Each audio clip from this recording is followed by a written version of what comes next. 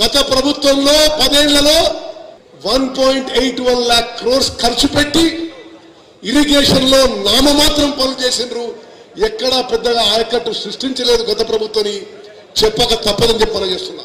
వాళ్ళ రోజు కాళేశ్వరం ప్రాజెక్టు మొదలుపెట్టినప్పుడు మేడిగడ్డ బ్యారేజ్ 100 మీటర్ల హైట్ లో కడతామని, తుమ్మడి ఎట్టు దగ్గర యథావిధిగా 148 హైట్ లో కడతామని చెప్పి హామీ ఇచ్చి పనులు మొదలుపెట్టిండ్రు.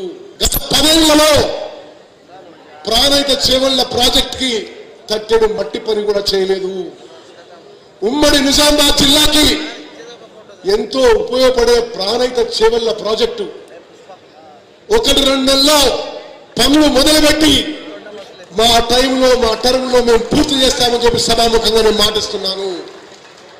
అదేవిధంగా మిత్రులారా, షబ్బీర్ అలీ గారు కోరినట్టుగా 22 కోట్లు ఒక ప్యాకేజీకి పెండింగ్ ఉన్నాయని అది వెంటనే విడుదల చేస్తామని చెప్పి కూడా నేను మనం చేస్తున్నా.